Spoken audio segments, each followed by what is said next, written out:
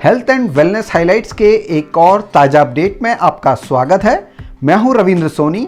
मैं एक जर्नलिस्ट हूं और आपके लिए हेल्थ और वेलनेस से जुड़ी जानकारियां लेकर आता हूं। तो चलिए शुरू करते हैं आज की अपडेट।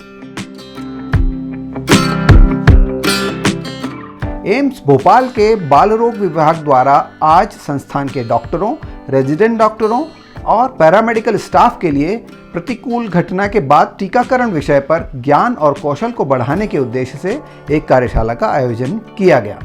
एम्स द्वारा प्रदत्त जानकारी के अनुसार यह कार्यशाला मेडिकल कॉलेजों से AEFI निगरानी में सुधार के लिए स्वास्थ्य और परिवार कल्याण मंत्रालय द्वारा आरंभ किए गए एक पायलट प्रोजेक्ट का हिस्सा है। प्रारंभ में यह प्रोजेक्ट भारत के 8 राज्यों के 40 मेडिकल कॉलेजों में शुरू किया गया है। एम्स भोपाल विभिन्न एम्स में पहला संस्थान है जहां इस प्रकार का प्रशिक्षण आयोजित किया गया है। एम्स भोपाल के कार्यपालक निदेशक प्रोफेसर डॉक्टर अजय सिंह ने इस पहल की सराहना की है और राज्य के अन्य मेडिकल कॉलेजों के लिए इस तरह के प्रशिक्षण कार्यक्रमों के संचालन के महत्व पर जोर दिया है।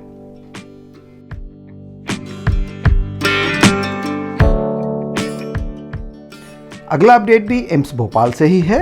एम्स भोपाल में फॉरेंसिक मेडिसिन और टॉक्सिकोलॉजी विभाग में प्रोफेसर डॉक्टर राघवेंद्र कुमार बिदुआ 19 जनवरी को एम्स नागपुर में राष्ट्रीय स्तर की PG क्विज आयोजित करवाएंगे।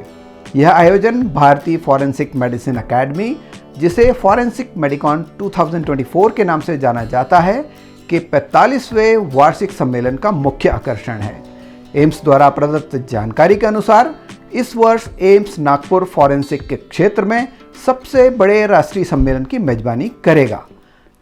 सम्मेलन में देश भर के फॉरेंसिक विषय के स्नातकोत्तर छात्र भाग लेंगे। प्रतिष्ठित क्विज एम्स नागपुर के बर्नार्ड नाइट हॉल में आयोजित की जाएगी।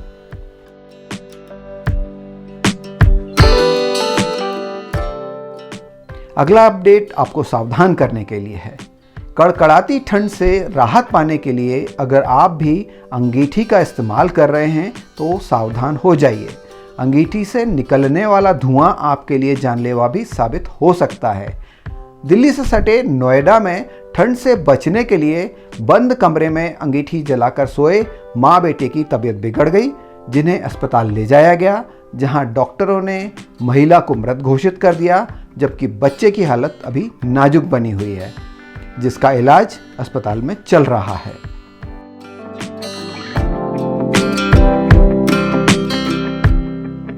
आइए अब जानते हैं चिकित्सा विज्ञान से जुड़ी शब्दावली में अक्सर इस्तेमाल होने वाले शब्द बॉर्डर लाइन पर्सनालिटी डिसऑर्डर के बारे में। यदि आप बॉर्डर लाइन पर्सनालिटी डिसऑर्डर के बारे में नहीं जानते हैं तो जान लीजिए कि यह मेंटल हेल्थ से जुड़ी एक समस्या है। यह व्यक्ति के मूड को पल पल बदलने, उसे गुस्सा दिलाने, चीज़ों को लेकर इनसिक्योरिटी पैदा करने का काम करती है। शुरुआती स्टेज में लोग अक्सर इसकी पहचान नहीं कर पाते हैं, लेकिन धीरे धीरे यह स्थिति बढ़ने पर गंभीर मानसिक बीमारी का रूप ले सकती है। कभी कभी लोगों में उम्र बढ़ने के साथ ये समस्या देखी जाती है। इस रोग से ग्रसित होने पर सोचने, समझने और चीज़ों पर रिएक्ट करने के तरीके पर काफ़ी असर पड़ता है।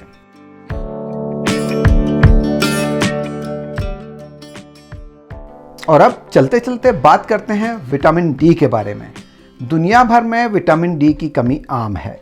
विटामिन डी की कमी की वजह से शरीर कम कैल्शियम और कम फॉस्फेट को अवशोषित कर पाता है।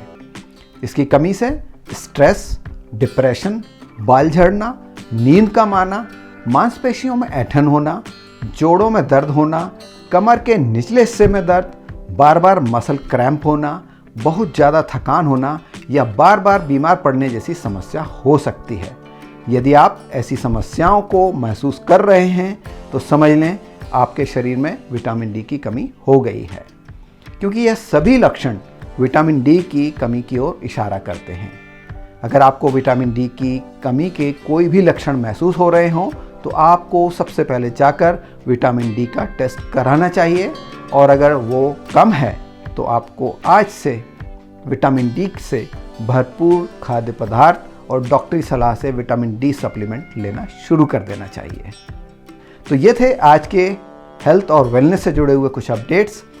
आशा करता हूँ पसंद आए होंगे, और यदि आप इस चैनल पर नए हैं तो आपसे निवेदन है कि इस चैनल को आज ही सब्सक्राइब कर लेवें, और यदि आप हमारे पुराने सब्सक्राइबर हैं तो आपसे निवेदन है कि इस वीडियो को ज़्यादा से ज़्यादा लोगों को शेयर करें और लाइक करना तो बिल्कुल ना भूलें। जल्दी मिलते हैं एक और नए अपडेट के साथ, तब तक के लिए धन्यवाद। Thanks for watching.